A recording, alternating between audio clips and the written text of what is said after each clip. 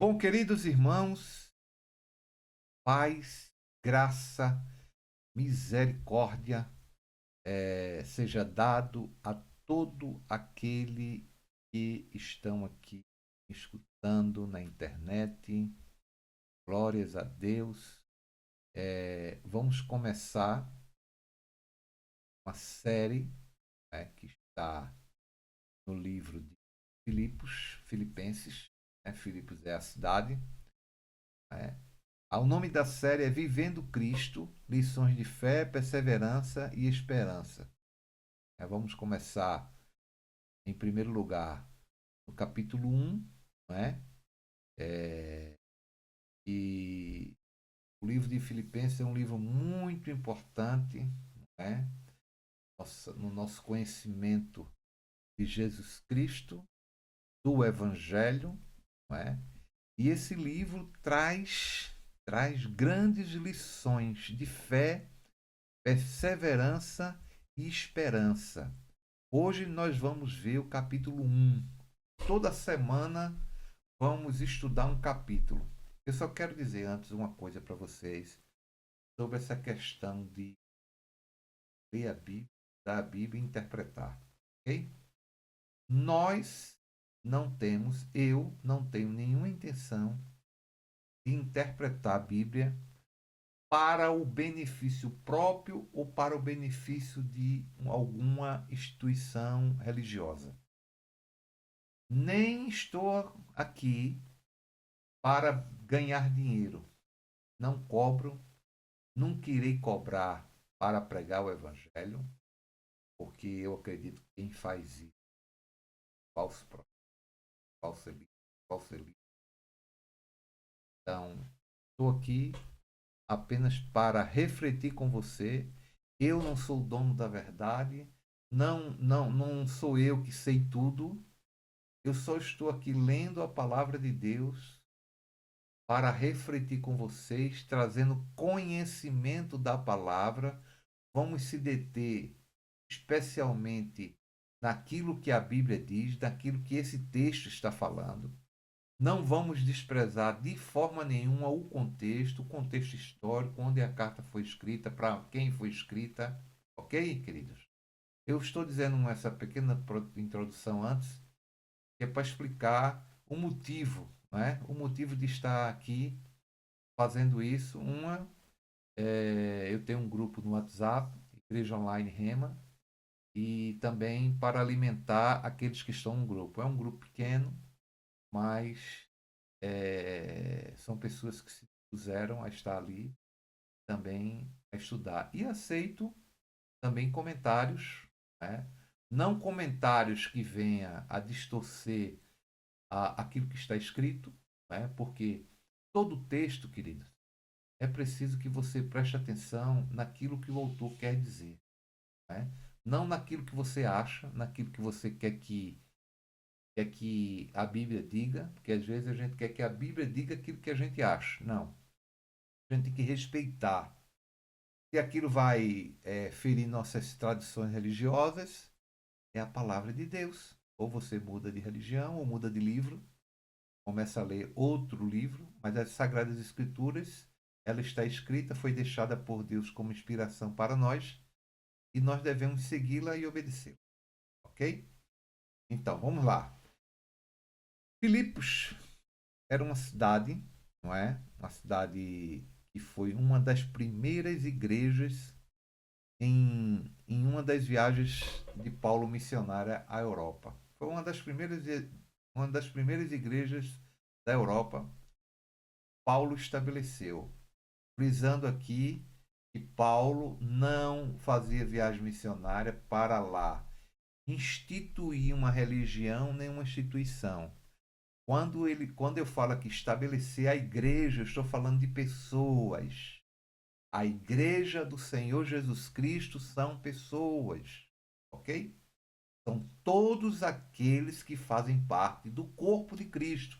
Não é aqueles que fazem parte de uma membresia de uma instituição religiosa, ok? São todos aqueles que nasceram de novo e fazem parte do corpo de Cristo. Quando eu me refiro à igreja do Senhor Jesus, estou me referindo a ela. Vamos lá. É, iremos ver o episódio, o capítulo 1, né? Como já falei, que é um dos primeiros igrejas que Paulo estabeleceu, plantou na Europa, não é? E o capítulo 1 é um capítulo muito poderoso, muito inspirado pelo Espírito Santo. Vamos ler, vamos acompanhar, tá bem? Capítulo 1. Paulo e Timóteo, servos de Cristo Jesus. Veja logo como começa Paulo. Servos. Então, Paulo estava à disposição dos irmãos, como servo, né? Paulo e Timóteo, ele aqui representa também o amigo e o colega de ministério, a todos os santos em Cristo Jesus que estão em Filipos. Engraçado, né? Paulo não fala a todos os pecadores, a todos não, a todos os santos. Então veja aqui que Paulo enfatiza a santidade que vem através da fé. Eu quero falar aqui sobre santidade, dar um pequeno toque. Você não busca a santidade para ser salvo. Você pratica a santidade porque é salvo. Há uma pequena diferença. Então aqui, Paulo está dizendo a todos os santos. Por que Paulo falou isso? Porque Paulo, ele era um homem que acreditava no evangelho e no poder do evangelho de transformar as pessoas, né? E tornar essas pessoas umas pessoas santificadas. Nós não somos perfeitos, ainda temos uma carne, um corpo pecador, pecaminoso. Está aí alguma coisa do semente do pecado em nossas vidas, mas quando nós nascemos de novo, cremos em Jesus, o seu poder, o poder do Evangelho, o poder do Espírito Santo, vem transformando isso. É um processo que vai até a vinda do Senhor Jesus Cristo. Ok, queridos? Somos um pecador diferente. Pecador que tem uma remissão. E fomos comprados por um preço. Ok? Nada você pode fazer para herdar a salvação, porque já foi feito. Você só precisa crer e andar de acordo com aquilo que você crê. Ok? Você crendo, andando por fé, Deus pega junto com você através do Espírito Santo e vai transformando e nos tornando a cada dia mais parecido com Jesus. A proposta do Evangelho é nos tornarmos cada dia parecido com o Senhor Jesus. Vamos continuar.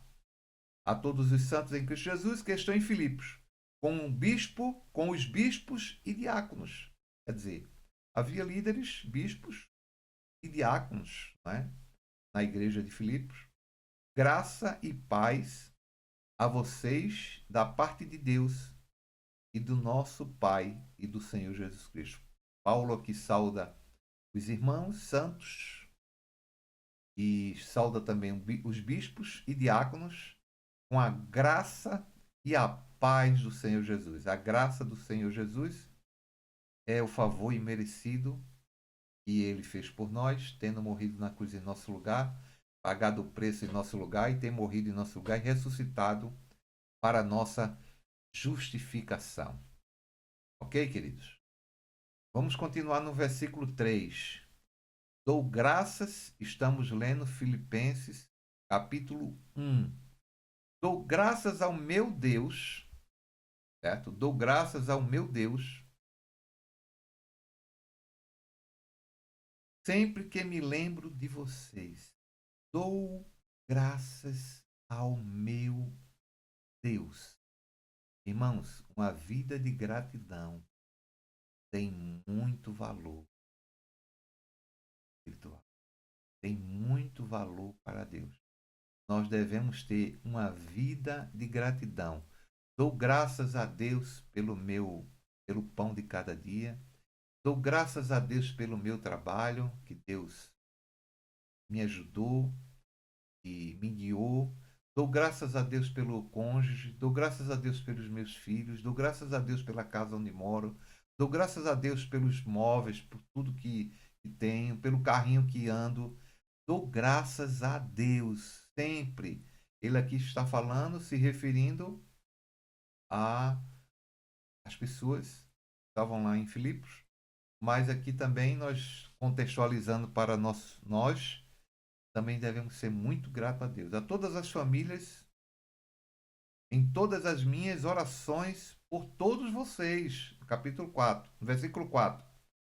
Em todas as minhas orações por todos vocês, sempre oro com alegria, por causa da cooperação de vocês com o Evangelho, desde o primeiro dia até agora. Por causa da cooperação de vocês com o Evangelho. Irmãos, eles não cooperavam aqui para uma instituição religiosa crescer e enriquecer os seus líderes. Não. Ele cooperava aqui para o Evangelho. O que é o Evangelho? O Evangelho é a morte, a vida, morte e ressurreição de Jesus. Isso é o Evangelho. Com todo o seu propósito e significado e aquilo que ele veio fazer por todos nós. Isso se chama. Ok? Eu falei resumido. O Evangelho quer dizer muito mais do que isso. Eu falei de forma resumida aqui, porque eles estavam cooperando juntamente com Paulo acerca do Evangelho. Quer dizer, eles estavam cooperando para que as pessoas tivessem a vida transformada por Jesus Cristo através do anúncio do Evangelho. E Jesus veio ao mundo, Filho de Deus, se tornou homem para pagar o preço do pecado em nosso lugar, para que possamos nele, através dele, nós possamos viver a vida de Deus aqui na terra. Ok? Vamos lá. 6. Estou convencido de que aquele que começou a boa obra em vocês há de completá-la até o dia de Cristo Jesus. Que boa obra é essa? Aquele que começou a boa obra em vocês, quem começou uma boa obra na gente? O Espírito Santo. Jesus enviou o Espírito Santo, ele veio, morreu, ressuscitou, pregou o Evangelho, enviou o Espírito Santo, que é o penhor da nossa salvação. Quer dizer, é o que nos dá a garantia, não é? De que se nós vivermos em comunhão com Ele, Ele nos dá a garantia de que Ele vai trabalhar em nosso caráter, em nossa vida, em nossa personalidade, para que Deus, na sua infinita misericórdia, possa fazer a obra dele em nós. A obra, querido, não é sair aí evangelizando para encher denominação. Não. A obra de Deus é também evangelizar, pregar o evangelho para que a obra de Jesus seja feita na vida das pessoas, que é transformar as pessoas pelo poder que há no Evangelho, pelo poder que há em Jesus Cristo, para que essas pessoas possam entrar no reino de Deus. É justo que eu me sinta, 7.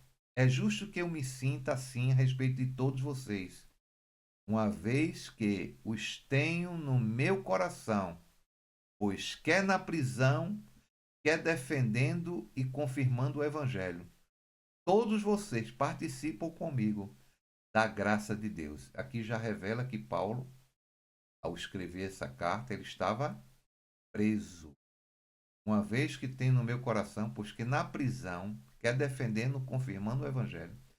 Paulo era um grande defensor do Evangelho.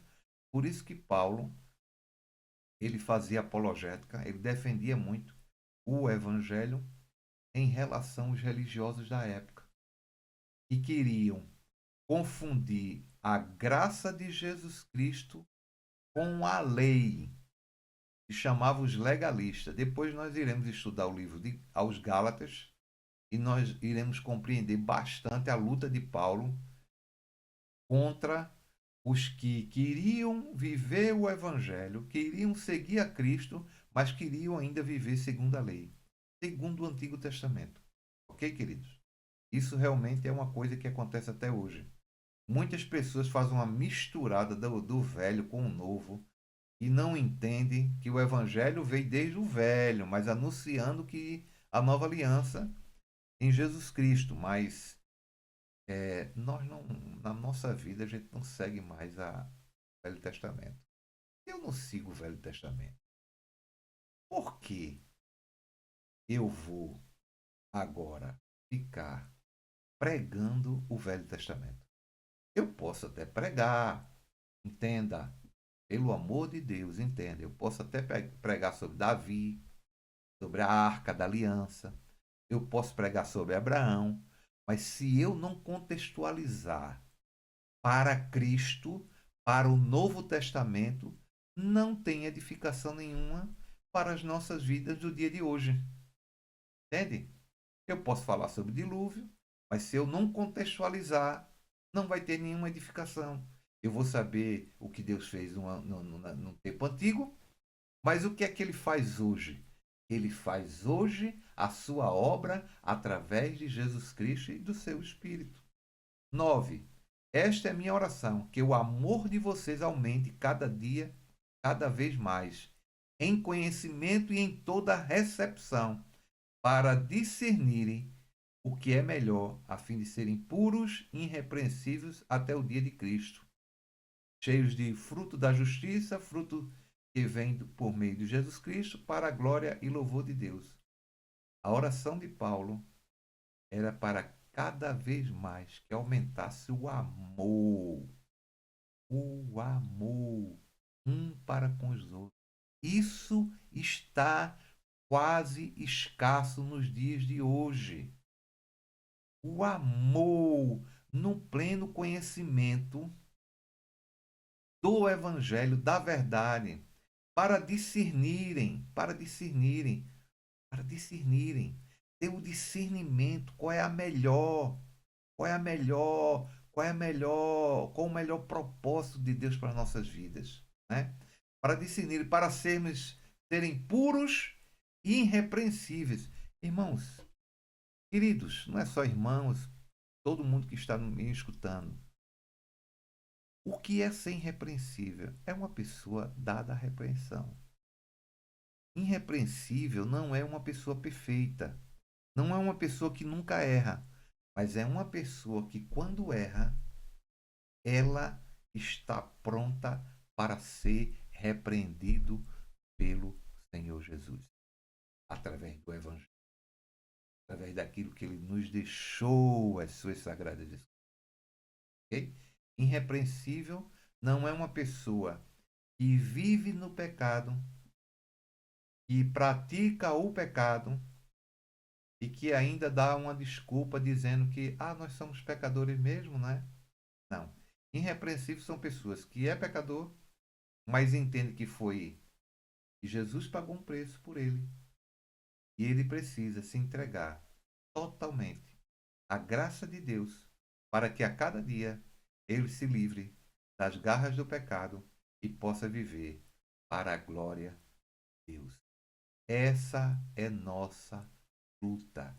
Luta da carne contra o espírito. A luta de renunciar à carne para cada dia viver a vida de Cristo. As pessoas acham que quando eu falo isso, eu sou um homem perfeito. Sou um homem que não peco. De forma nenhuma, queridos. Mas se eu pecar, eu preciso ter uma atitude. Aquele que nasceu de novo, que tem uma natureza transformada, quando peca, é diferente, queridos. Ele vai ter dentro dele, ele cometeu algo que não condiz com sua natureza de nascido de novo, que não condiz com sua natureza transformada. Então ele vai procurar se arrepender, procurar o perdão de Deus e procurar comunhão, buscar a fortaleza de Deus capacete da salvação, a espada do Espírito, que é a palavra do Senhor, a comunhão e a oração, para que ele possa, a cada dia, crescer e aquele pecado que praticava não pratique mais. Ok? Vamos para o 12. A prisão de Paulo e o avanço do Evangelho. Quero que saibam, irmãos, que aquilo que me aconteceu tem, na realidade, contribuído para o progresso do Evangelho. Quer dizer, aquilo que aconteceu com ele, os açoites, as prisões, como resultado, tornou-se evidente a toda a guarda do palácio e aos demais que estou na prisão por causa de Cristo. Quer dizer, ficou conhecido de todos, todo mundo no palácio, os guardas, que Paulo estava preso unicamente, não era porque era um malfeitor, não era porque era um bandido, não era porque tinha roubado, mas porque estava pregando o evangelho. No 14, a maioria dos irmãos, por causa da minha prisão, tornou-se confiante no Senhor e anuncia a palavra com maior ousadia e destemor. Quer dizer, quando muitos souberam que Paulo foi preso, em vez de eles ficarem acuados, em vez de eles ficarem com medo, não, eles foram avante com toda a ousadia e começaram a cada dia mais pregar o evangelho sem temor, sem ter medo, porque também queria ter essa fé e essa coragem que o apóstolo estava passando através da sua vida. No 15, é verdade que alguns pregam Cristo por inveja. Olha só, está falando que alguns pregam Cristo por inveja e rivalidade, mas os outros fazem de boa vontade. Tem uns que pregam por interesse financeiro, ele esqueceu de dizer aqui, porque naquela época não existia o que está acontecendo hoje. Uns pregam por ter interesse financeiro, outros pregam por inveja, outros pregam por rivalidade, porque quer dar uma resposta a alguém. Aí vai para a internet usar aquela famosa mensagem de carapuça. Outros pregam por interesse financeiro, porque querem ali na sua pregação colocar o Pix ou o MBWay e arrecadar dinheiro. Não é? Esses fazem por amor, aqueles que fazem de boa vontade, esses fazem por amor, sabendo que aqui me encontro para a defesa do Evangelho. Quer dizer, Paulo estava na prisão, mas mesmo assim ele estava escrevendo cartas à igreja para defender o Evangelho de Cristo. Aqueles que pregam, 17, Cristo por ambição egoísta, sem sinceridade, olha, ele não está falando que não é aqueles que não pregam. Aqueles que pregam, como há muitos hoje, que pregam por isso, por ambição, não é? Sem sinceridade, pensando que pode aumentar a minha aflição na prisão. Mas, o que importa? O importante é que, de qualquer forma, seja por motivo falso, seja por motivo verdadeiro, Cristo está sendo pregado e por isso me alegro. Quer dizer, ele está dizendo que mesmo aqueles que pregam por falsidade, por ambição, o evangelho está sendo pregado. Né? De fato, continuarei a alegrar-me, pois sei que serei liberto por causa das orações de vocês e da provisão do Espírito de Jesus Cristo. O 20. Aguardo ansiosamente e espero que em nada serei envergonhado. Ao contrário, toda a coragem de sempre, também agora Cristo será engrandecido no meu corpo, quer pela vida, quer pela morte. Porque para mim o viver é Cristo e o morrer é lucro. Eu acho que isso aqui é um versículo maravilhoso. O que me importa, viver é Cristo e o morrer é lucro. Quer dizer, Paulo já não tinha mais a sua vida como preciosa. Ele estava tão entregue ao Senhor Jesus e à causa de pregar o Evangelho para transformar a vida das pessoas. E para ele morrer é lucro. É por isso que nós não devemos, de forma nenhuma, queridos, nós não devemos de forma nenhuma se apegar às coisas materiais ao ponto. Ao ponto. Não estou dizendo que a gente não deve ter coisas materiais.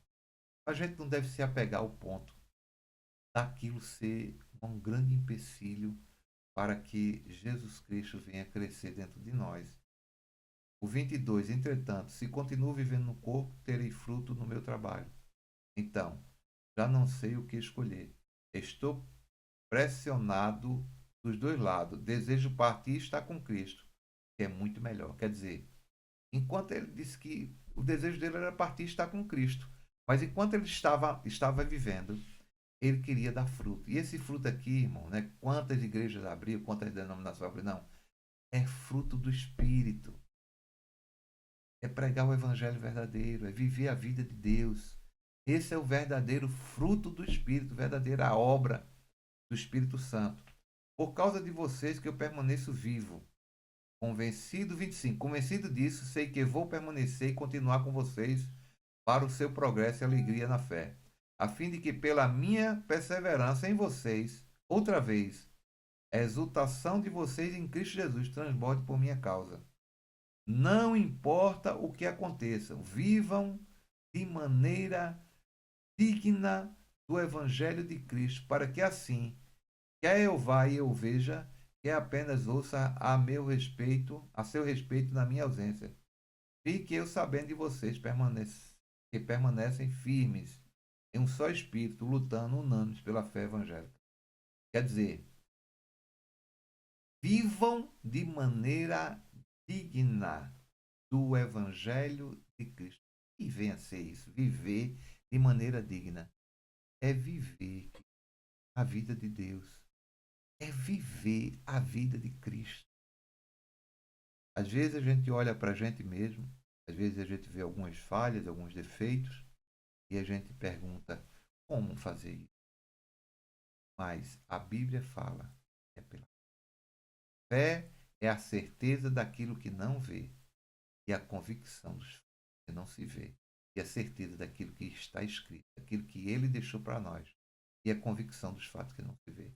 Eu posso não ver um poder do Espírito transformando minha vida, mas no momento que eu creio de todo o meu coração, abro minha boca, porque a confissão, não estou falando de palavras positivas para ganhar dinheiro, para receber vitória, não estou falando disso. Eu estou falando de você crer de todo o coração nessa vida de Deus que foi transformado pelo Espírito. Crer de todo o coração e começar a se ver dessa forma e começar a abrir sua boca e falar dessa forma, da forma que o Evangelho, da forma que Deus te vê através de Jesus. Aí sim, o processo de transformação na sua vida vai acontecer. Vai acontecer. Ok, queridos? Olha, que Deus abençoe grandemente. Vamos só terminar aqui lendo o 28. Sem de forma alguma deixar-se intimidar por aqueles que se opõem a vocês. Quer dizer, muita gente se opõe quando você começa a pregar o Evangelho. Para eles, isso é o sinal de destruição, mas para vocês, de salvação. Isso da parte de Deus, porque a vocês foi dado o privilégio de não apenas crer em Cristo, mas também de sofrer por Ele, já que estão passando pelo mesmo combate que me viram enfrentar agora, ouvem que ainda enfrento. Quer dizer, o privilégio que uma pessoa tem de pregar o Evangelho. Queridos, desde que eu me entendo o cristão, 15 anos que eu venho pregando o Evangelho, aquilo que a Bíblia diz, que é muito diferente do que é ensinado nas religiões evangélicas. Eu sempre soube disso. E eu sempre defendi o Evangelho, mesmo vendo os líderes pregando outra coisa que não é o Evangelho. Eu sempre defendi o Evangelho e sempre fui perseguido, evidentemente. Isso faz parte, né? Faz parte.